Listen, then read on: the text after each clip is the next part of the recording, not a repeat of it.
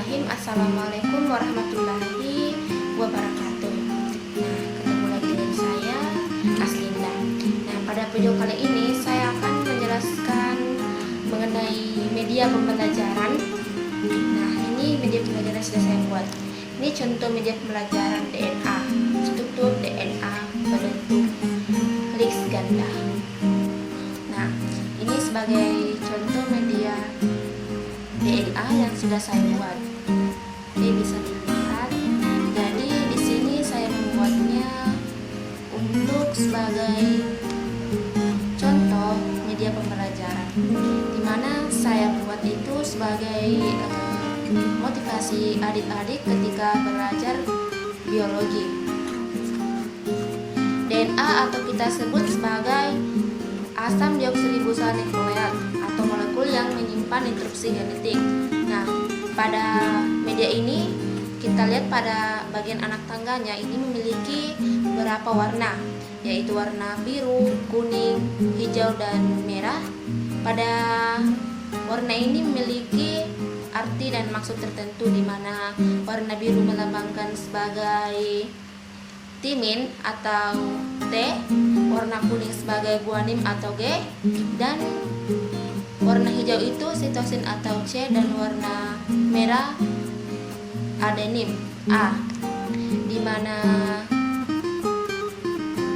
guanin berpasangan dengan timin dan sitosin berpasangan dengan adenin. DNA dan ini sebenarnya merupakan molekul nukleotida polinukleotida yang membawa materi genetik. Nah, mengapa nanti materi genetik ini akan diteruskan dari suatu ke generasi berikutnya? Nah, DNA kita temukan pada inti dan mitokondria. Nah, kita lihat di sini bahwa DNA ini berpilin ganda, tersusun dari banyak rantai nukleotida polinukleotida. Nah, masing-masingnya dari nukleotida ini tersusun dari molekul fosfat, gula, dan basa nitrogennya. Jadi kita lihat di sini contoh DNA-nya. Ada fosfat, ada gula, ada basa nitrogen. Dan biasanya ini dilambangkan dari ikatan DNA. Nah, basa nitrogen itu ada dua, yaitu basa purin dan pirimidin.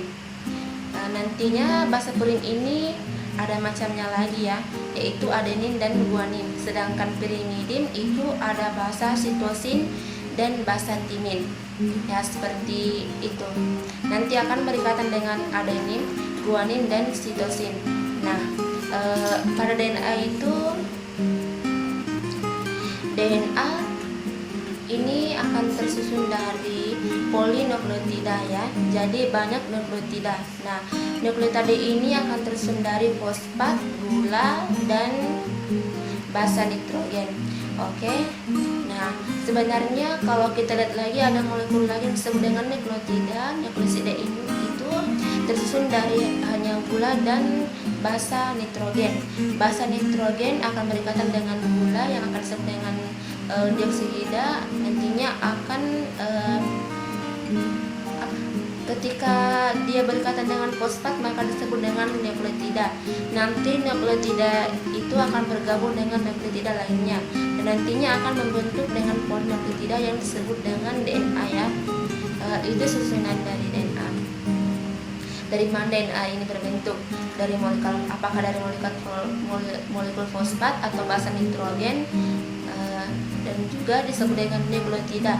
Nanti banyak nukleotida ini, banyak disebut dengan polinukleotida ini akan membentuk rantai DNA.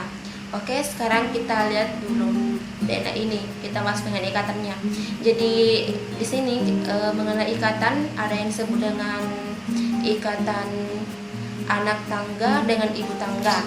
Nah, kalau yang ibu tangga yang ada di sini antara gula dan fosfat ya. Oke, ada induknya, ada bagian anak tangga. Contohnya adalah anak tangganya.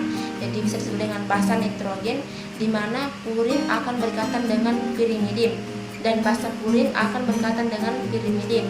Jadi kalau kita tadi lihat bahasa adenim, ini adalah bahasa Purim dan ini bahasa dari pirimidim, maka akan berikatan dengan piridinim. Adenim akan berikatan dengan timin, dan sitosin selalu berikatan dengan guanin. Jadi tidak pernah sitosin berikatan dengan pirimidin, karena selalunya ikatannya antara purin dan pirimidin. Dan bahasa purimidin tadi itu ada adenim dan guanin, sitosin dan timin. Tapi adenim nanti akan berikatan dengan timin, sementara guanin akan berikatan dengan sitosin. Oke, itu dia.